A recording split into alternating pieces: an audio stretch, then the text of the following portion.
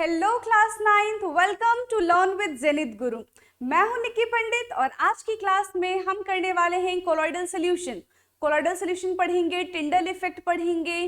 अब उसके बारे में हम जानेंगे कि कंपाउंड क्या होता है, मिक्सचर क्या होता है, उन दोनों के बीच में डिफरेंस क्या है और हमारा चैप्टर फिर फिनिश हो जाएगा। ठीक है, कोशिश करेंगे कि हम आज की क्लास में अपना चैप्टर खत्म कर ले। लास्ट क्लास में हमने सस्पेंशन के बारे में देखा था, कंसंट्रेशन ऑफ सॉल्यूशन के बारे में भी हमने पढ़ा था। तो अगर आपने लास्ट वीडियो नहीं देखी है तो एक बार वो वीडियो जरूर देख लें। ठीक है, स्टार्ट करते हैं फिर कोलॉइडल सॉल्यूशन से। सबसे पहले लिखेंगे हम heading colloidal solution. Colloidal solution क्या होता है? कोलॉइडल सॉल्यूशन कैसे सब्सटेंस को हम बोलेंगे कि कोलॉइडल सॉल्यूशन ये है?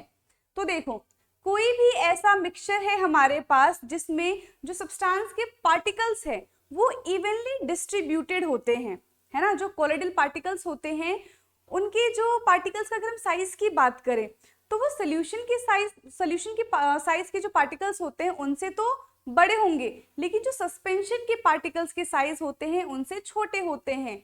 ओके, क्लियर है? यहाँ पे हम क्या लिखेंगे? कोलॉइडल सॉल्यूशन क्या होता है? It is a mixture,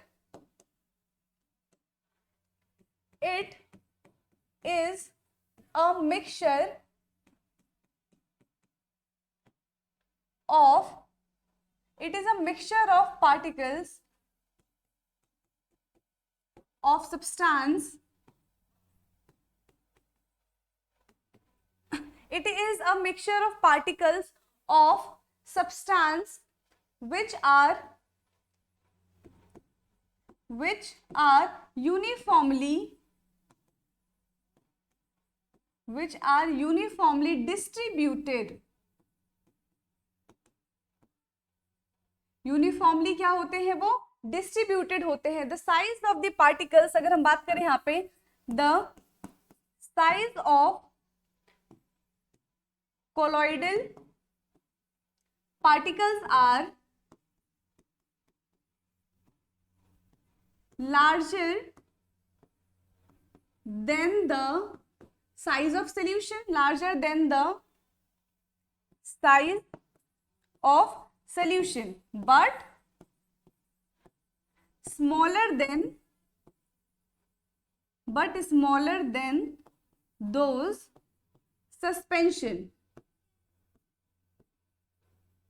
suspension से इसके पार्टिकल्स जो होते हैं वो छोटे होते हैं और सोल्यूशन के पार्टिकल्स से कोलॉइडल के पार्टिकल्स जो होते हैं वो बड़े होते हैं।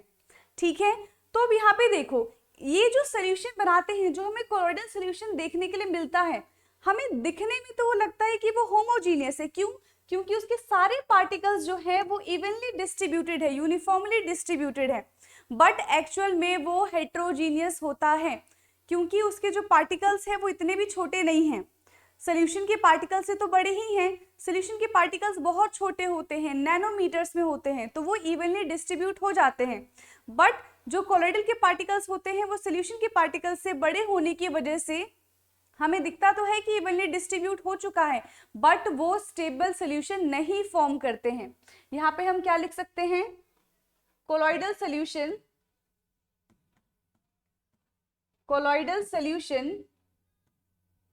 looks homogeneous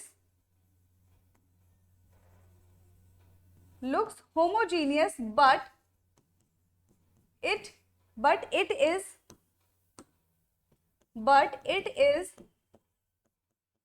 actually क्या होते हैं? बट ये हेट्रोजीनियस होते हैं, but it is actually heterogeneous. Clear है इतना? कोलॉइडल सॉल्यूशन क्या होते हैं, कैसे दिखते हैं? अब देखो, अगर हम स्कैटरिंग ऑफ लाइट की बात करें तो क्या कोलॉइडल सॉल्यूशन लाइट को पास कर पाएगा? यहाँ पे हमने एक बीकर ले लिया है, यहाँ पे हम एक बीकर लेते हैं। ठीक है, बीकर ले लिया हमने। अब इस बीकर के अंदर सोल्यूशन है। कैसा सोल्यूशन है? ये कोलॉइडल सोल्यूशन है। तो इसमें जो पार्टिकल्स होंगे वो कुछ इस तरीके से आपको दिखेंगे।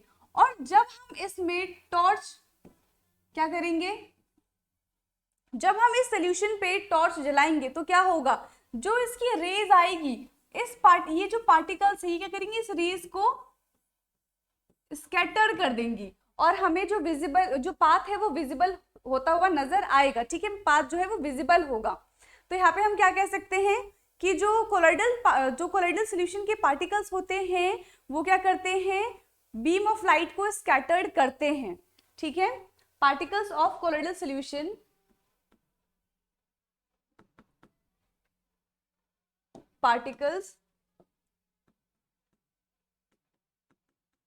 particles of colloidal solution scatters the beam of light and make path visible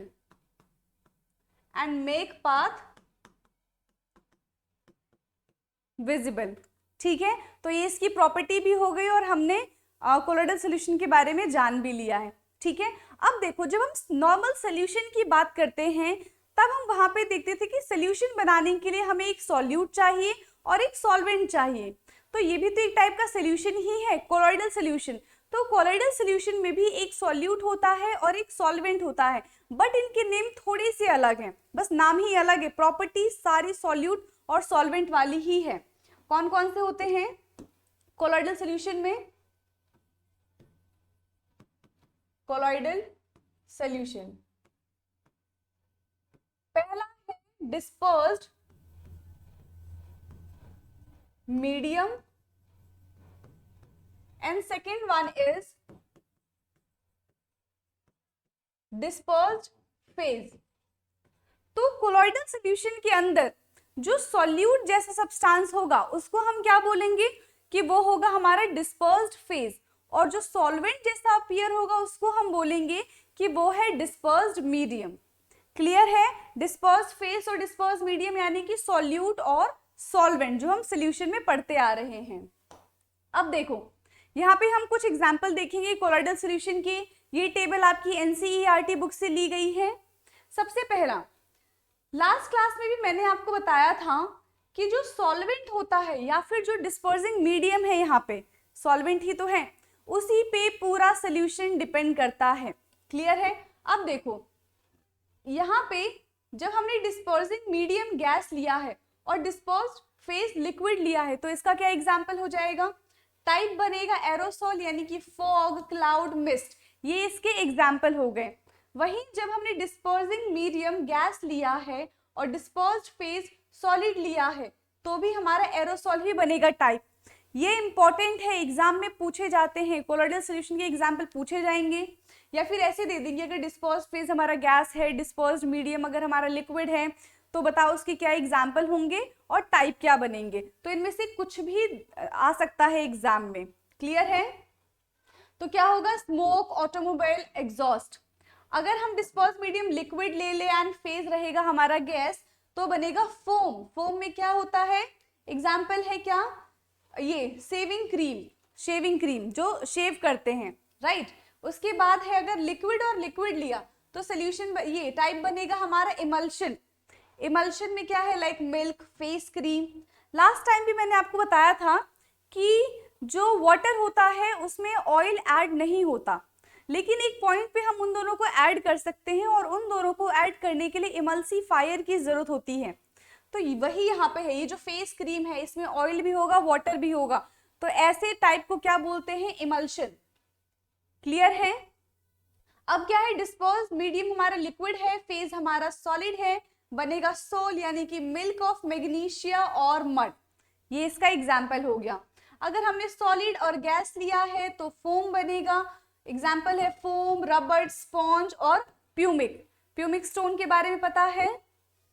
फिर सॉलिड और लिक्विड लेंगे तो बनेगा जेल का एग्जाम्पल हो जाएगा जेली, चीज, बटर, ये सब तो पता ही है, राइट।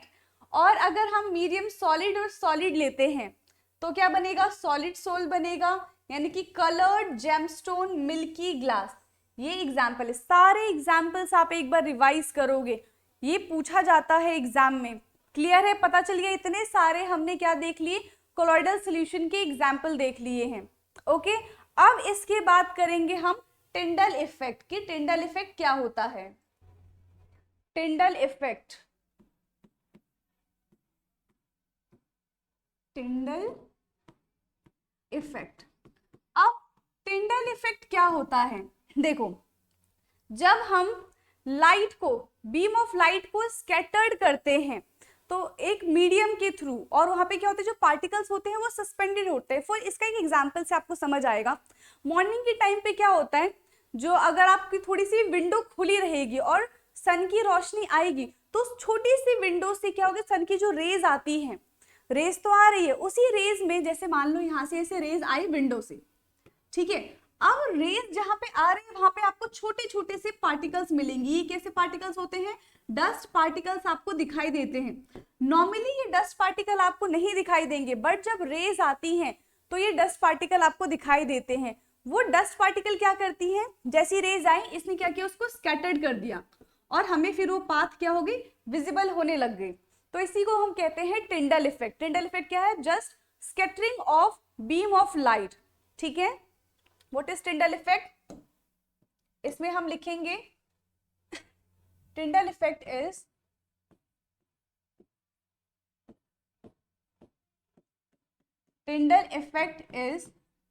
scattering of light और scattering beam of light हम लिख सकते हैं, scattering beam of light,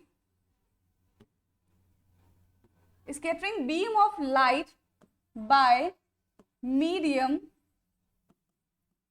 scattering beam of light by medium containing suspended particles, suspended particles। ठीक है, इसको हम बोलते हैं टिंडल इफेक्ट। इसका एग्जाम्पल क्या हो सकता है? जैसे एक एग्जाम्पल तो मैंने आपको बता दिया कि वो छोटी सी होल से जो रोशनी आती है उसमें हमें जो पार्टिकल्स दिखाई देते हैं और वो जो लाइट को स्कैटर्ड करते हैं, एक वो एग्जाम्पल है टिंडल इफेक्ट का। दूसरा एग्जाम्पल जो आपकी बुक में दिया हुआ है कि एक कैनोपी है, डेंस फॉरेस्ट है, तो डेंस फॉरेस्ट के बीच में से जो सन की रेज आती है वो भी क्या है, एक एग्जाम्पल है टिंडल इफेक्ट का। तो वाले एग्जाम्पल लिख लेते हैं। टिंडल इफेक्ट इज ऑब्जर्व, इसे हम क्या लिखेंगे, Tyndall effect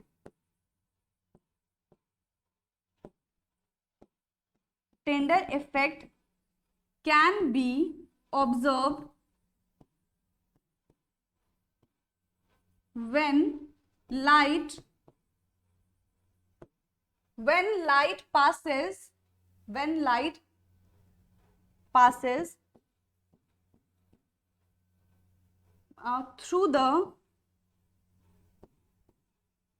through a canopy और डेंस फॉरेस्ट। ठीक है, तब भी क्या होता है, हमें ये लाइट दिखाई देगी, लाइट लिख लो या फिर सनलाइट लिख लो, तो उसी को हम कहते हैं कि ये टिंडल इफेक्ट है। Okay, through a dense forest. Clear है? पता चल गया टिंडल इफेक्ट क्या होता है। अब इसके बाद का नेक्स्ट टॉपिक है chemical and physical change. Chemical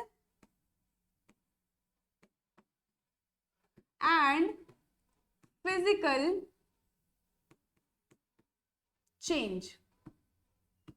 क्या होता है केमिकल एंड फिजिकल चेंज? ये पता नहीं आप कौन सी क्लास से पढ़ते हुए आ रहे हो, आई थिंक क्लास 6th से आप पढ़ते हुए आ रहे हो। केमिकल चेंज क्या होता है, फिजिकल चेंज क्या होता है। सबसे पहले हम डिस्कस करेंगे फिजिकल चेंज। सबसे फर्स्ट है हमारा फिजिकल चेंज। क्या होता है फिजिकल चेंज? जहां पे कोई भी न्यू सब्सटेंस फॉर्म होता हुआ नजर नहीं आता है, उसको हम बोलते हैं फिजिकल चेंज। यानी कि जहां पे अगर हम किसी भी सब्सटेंस को, मान लो मेरे पास एक पेपर है, मैंने उस पेपर को बहुत फोल्ड कर दिया, मतलब काफी टाइम उसको फोल्ड कर दिया, काफी टाइम्स बाद, तो अब क्या होगा कि क्या उसकी फिजिकल में कोई चेंज आया, उसकी फिजिकल प्रॉपर्टी चेंज हो गई क्या, या फिर उस पेपर को मुझे फोल्ड करने के लिए किसी केमिकल की जरूरत पड़ी? ऐसा तो नहीं है। और उस फोल्डेड पेपर को मैं वापस से भी ओपन कर सकती हूँ, यानी कि जैसा मेरा पहला ओरिजिनल पेज था हम वापस से ही वैसे उसको कर सकते हैं। तो फिजिकल चेंज में ना ही कोई न्यू सब्सटेंस बनता है, हम उसकी फिजिकल प्रॉपर्टी को भी चेंज नहीं करते हैं, वापस से उसकी ओरिजिनल स्टेट में हम उसको लेकर आ सकते हैं। और फिजिकल चेंजेस को हम क्या कहते हैं कि ये एक टाइप का रिवर्सिबल चेंज है, यानी कि जो हमने चेंज किया है वापस से उसकी ओरिजिनल पोजीशन में आ जाना, ओरिजिनल स्टेट में आ जाना, इसको हम बोलते हैं reversible change.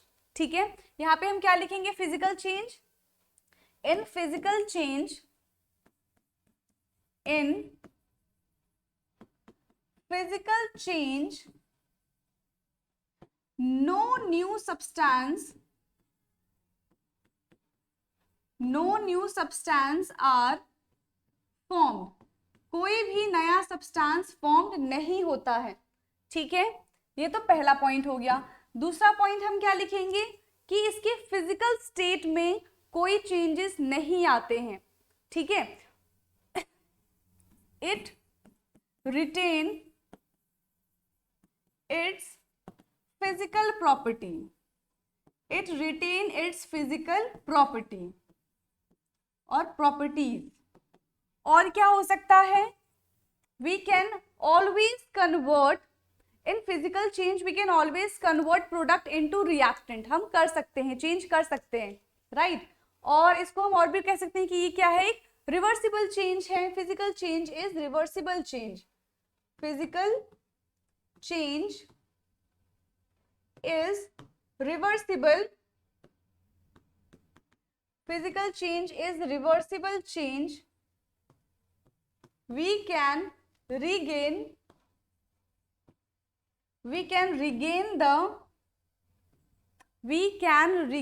the substance into its original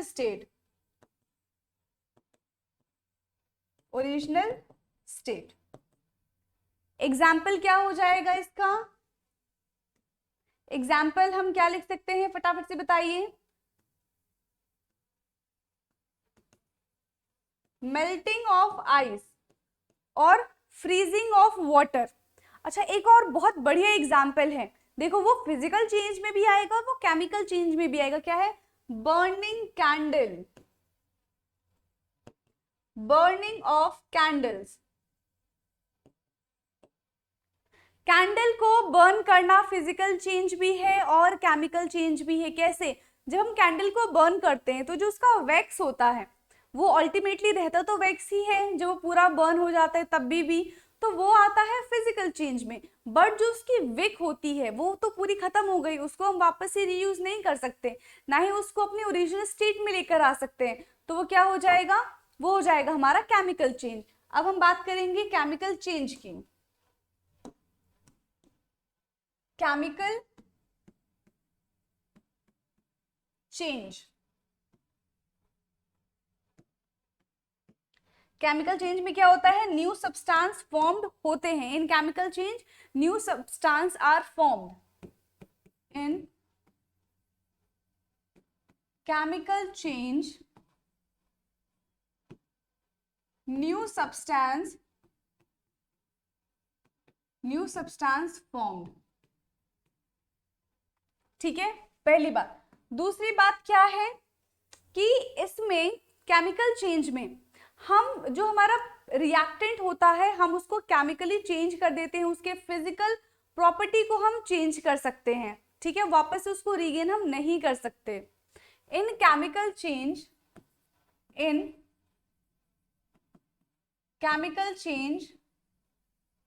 reactant change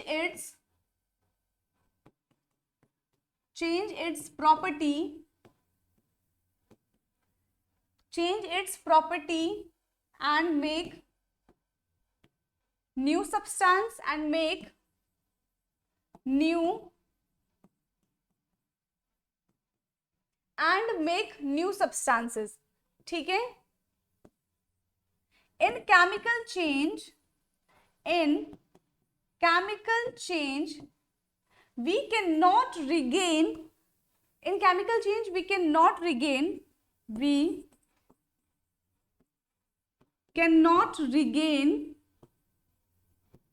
substance into its original state, substance into its original state, hence it is irreversible। वो कैसा हो जाएगा, वो इरिवर्सिबल हो जाएगा। एग्जाम्पल क्या है जिसमें हम चेंज नहीं कर सकते हैं, जो हमारा क्या है, केमिकल चेंज है। उसके एग्जाम्पल्स क्या हो सकते हैं, मान लो कि हमने ट्री को कट कर दिया, अब ट्री कट हो गया, उसके बाद वो फिर से पेड़ तो नहीं बन सकता ना, हम उसको वापस से ट्री नहीं बना सकते, उसकी हमने एक बार स्टेट चेंज कर दी तो वो चेंज हो गई। Cutting down trees, cutting down of trees, ये क्या हो जाएगा, एग्जाम्पल है केमिकल चेंज का। दूसरा क्या है, बर्निंग ऑफ कैंडल्स और बर्निंग ऑफ पेपर, और बर्निंग ऑफ, चाहे कैंडल कर लो, पेपर कर लो, या फिर वुड कर लो, ये सब किसके अंडर में आएंगे, ये सारे के सारे केमिकल चेंजेस में आते हैं। नोट डाउन करो इसको फटाफट से, क्लियर है इतना। इसके बाद आता है हमारा टाइप्स ऑफ प्योर सब्सटेंसेस, जो कि हमने स्टार्टिंग में भी देखा था। टाइप्स ऑफ प्योर सब्सटेंसेस और टाइप्स ऑफ प्योर मैटर। इसमें हमने क्या देखा था, एक था हमारा प्योर मैटर के अंदर क्या क्या चीजें आती हैं, एक आता है हमारा एलिमेंट प्योर के अंदर, ठीक है, और दूसरा क्या आता है, कंपाउंड, और एक हमने किया था मिक्सचर, मिक्सचर के अंदर था हमारा homogeneous mixture and heterogeneous mixture. Okay, यहाँ पे है एलिमेंट एंड कंपाउंड, ये दोनों के दोनों क्या है, एक प्योर सब्सटेंस है, एक प्योर हम बोल सकते हैं मैटर है। वहीं इम्प्योर वाले में क्या था, इम्प्योर वाले में हम मिक्सचर की बात करते हैं, और मिक्सचर में हमने डिस्कस किया था होमोजीनियस मिक्सचर,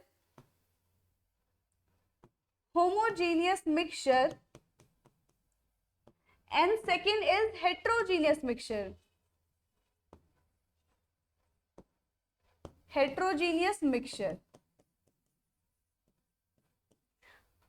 अब देखो यहाँ पे हमें एलिमेंट तो पता है, हम देख लेंगे एलिमेंट क्या होता है, जो बहुत छोटी यूनिट होती है, ठीक है। और हम यहाँ पे बात करेंगे अगर कंपाउंड की, तो कंपाउंड भी हमें पता है कि जब दो या फिर दो से ज्यादा एलिमेंट से मिलके केमिकली कंबाइन होता है कोई भी सब्सटेंस, तो वो कंपाउंड फॉर्म करता है। रही बात मिक्सचर की, तो मिक्सचर में भी हमने यही देखा था कि दो या फिर दो से ज्यादा सब्सटेंस या फिर दो या फिर दो से ज्यादा एलिमेंट आपस में कंबाइन होते हैं तो वो मिक्सचर बनाते हैं। बट हमें देखना है कि एक्चुअल में क्या क्या डिफरेंस है मिक्सचर और कंपाउंड के बीच में, वो देखेंगे हम। देखो यहाँ पे क्या है, मिक्सचर और कंपाउंड के बीच का डिफरेंस। फर्स्ट डिफरेंस क्या है, ये डिफरेंस आपको पता होना चाहिए।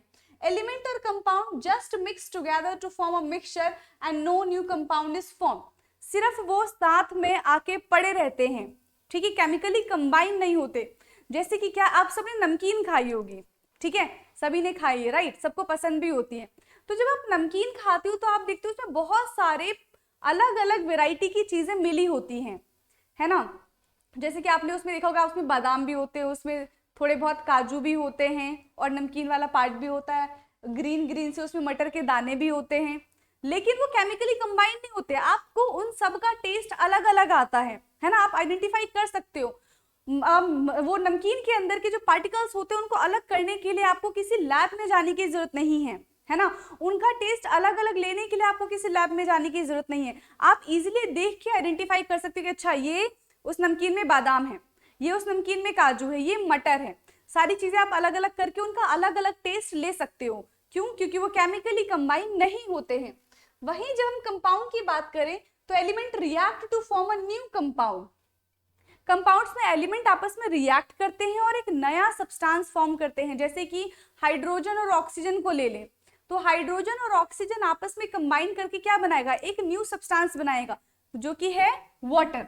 अब देखो, वाटर के अंदर आप पार्टिकल्स के कॉम्पोजिशन नहीं देख सकते हो। ऐसा होता है कि आप पानी पी रहे हो, कभी बोलोगे अच्छा मेरे मुंह में भी हाइड्रोजन चला गया, थोड़ी देर बाद ऑक्सीजन मुझे पता चलिए कि अच्छा अब ऑक्सीजन गया है। ऐसा नहीं होता, आप अलग अलग कॉम्पोजिशन का टेस्ट नहीं कर सकते। क्यों? क्योंकि वो केमिकली कंबाइन है। नेक्स्ट है a mixture has a variable composition. यही अभी अभी हमने जो बात की थी कि काफी सारी चीजें उसमें मिली होती हैं, वेरिएबल कॉम्पोजिशन से मिलके बना होता है। वहीं जो कंपाउंड है are always make new substances and always in a fix ratio. अगर वाटर बन रहा है तो वाटर का रेशियो 1:8 होता है, तो फिक्स ही रहेगा, चाहे आप कितना भी वाटर बना लो, उससे फर्क नहीं पड़ता है। ओके, नेक्स्ट है a mixture shows the property of the constituent substances. Mixture के अंदर हर एक पार्टिकल्स की आपको प्रॉपर्टी नजर आएगी, हर एक पार्टिकल्स को आप देख पाओगे। बट कंपाउंड में ऐसा नहीं होता है। New substance has totally different property. जिस भी रिएक्टेंट को आप ऐड करके प्रोडक्ट बना रहे हो, तो जरूरी नहीं है कि जो रिएक्टेंट की प्रॉपर्टी होगी वही प्रोडक्ट की प्रॉपर्टी होगी। इसका भी बेस्ट एग्जांपल वाटर ही है। जैसे वाटर किससे मिलके बन रहा है? हाइड्रोजन से एंड ऑक्सीजन से। ये बात आप सबको पता है कि हाइड्रोजन क्या है? गैस है, ऑक्सीजन भी गैस है। बट जब इन दोनों को हम कंबाइन कर रहे हैं तो वो क्या फॉर्म कर रहा है? एक लिक्विड फॉर्म कर रहा है। यानी कि जो रिएक्टेंट की प्रॉपर्टी थी और जो प्रोडक्ट की प्रॉपर्टी है वो एकदम अलग है। क्लियर है? फोर्थ क्या है? The constituents can be separate Fairlie easily by the physical method. Mixture में हम पार्टिकल्स को इजीली सेपरेट कर सकते हैं, बट कंपाउंड में हम पार्टिकल्स को इजीली सेपरेट नहीं कर सकते। The constituents can be separated only by the chemical और इलेक्ट्रोकेमिकल रिएक्शन। आप लैब में जाओगे, ठीक है, केमिकल रिएक्शन करोगे और उसके बाद ही आप आइडेंटिफाई कर पाओगे कि कौन कौन से एलिमेंट है और उनको सेपरेट कर पाओगे। क्लियर है इतना? अब देखो इसके बाद क्या है, वही जो भी मैंने बताया था कि मैटर को क्लासिफाई किया गया है प्योर सब्सटेंस एंड मिक्सचर में। प्योर सब्सटेंस में आता है एलिमेंट, कंपाउंड, और मिक्सचर में आता है होमोजीनियस एंड हेट्रोजीनियस। अभी हमने कंपाउंड और मिक्सचर के बीच का डिफरेंस देखा था, ठीक है। अब हम देखते हैं एलिमेंट क्या होता है। Can not be broken down into the simpler substances. Element को हम सिंपलर सब्सटेंस में ब्रेक डाउन नहीं कर सकते, हालांकि उसके सब पार्टिकल्स आ गए हैं। अगर मैं हाइड्रोजन की बात करूं तो हाइड्रोजन को हम ब्रेक करके कुछ और में कन्वर्ट नहीं कर सकते। हाइड्रोजन ऑलरेडी एक छोटी यूनिट है, राइट। जैसे आपने cell is the fundamental unit of life पढ़ा होगा कि हमारी बॉडी में सेल जो है वो सबसे छोटी यूनिट है, उसी से मिलके हमारी बॉडी बनी है। वैसे ही यहाँ पे क्या है कि ये हाइड्रोजन सबसे छोटी यूनिट है, इसको हम और फर्दर ब्रेक डाउन नहीं कर सकते। करेंगे भी तो हमें हाइड्रोजन के पार्टिकल्स थोड़ी मिलेंगे, हाइड्रोजन के सब पार्टिकल्स मिलेंगे। कौन कौन से? Electron, proton and neutron. दूसरा क्या? For example copper, oxygen, iron, hydrogen, mercury etcetera. अब है compound. Have fixed composition, can be broken down into the simpler element by the chemical or the electrochemical reaction. Compounds को हम छोटे छोटे parts में break down कर सकते हैं, और वो कब तक ब्रेक होंगे? जब तक वो सिंपल एलिमेंट की फॉर्म में ना आ जाए। For example water, methane, sugar. देखो मिथेन का फॉर्मूला क्या होता है? CH4, और शुगर का भी लिखवाया था मैंने। शुगर का होता है C12H22O11, ठीक है। और सॉल्ट का क्या होता है? Salt is NaCl। तो ये छोटी छोटी बातें आपको पता होनी चाहिए। वही होमोजीनियस एंड हेट्रोजीनियस में क्या है? यूनिफॉर्म कॉम्पोजिशन होता है होमोजीनियस, वहीं पे जो हेट्रोजीनियस है वो नॉन यूनिफॉर्म कॉम्पोजिशन है। For example sugar in water, salt in water, sulphur in carbon disulphide, water in alcohol and etcetera. जहाँ पे जो सॉल्यूट है वो पूरी तरीके से सॉल्वेंट में डिसॉल्व हो जाता है, उसको हम बोलते हैं होमोजीनियस। जहाँ पे सॉल्यूट पूरी तरीके से सॉल्वेंट में डिसॉल्व नहीं होता है उसको हम बोलते हैं हेट्रोजीनियस। क्लियर है? एग्जाम्पल क्या है? Sand and salt, sugar and salt, water in oil, ये सारे के सारे हेट्रोजीनियस हैं। क्लियर है? तो यहाँ पे हमारा थ्योरेटिकली चैप्टर खत्म होता है, बट अभी भी हमें बुक की रीडिंग करना बाकी है। नेक्स्ट क्लास में हम बुक की रीडिंग करेंगे, उसके बाद in text question and then exercise question, chapter finish. ज्यादा बड़ा चैप्टर नहीं था, छोटा ही चैप्टर है, ज्यादा लेक्चर भी नहीं होंगे इसके। क्लियर है? आज की क्लास में हमने ये चैप्टर कंप्लीट कर लिया है, बाकी नेक्स्ट क्लास रीडिंग के लिए रखते हैं। Thank you so much.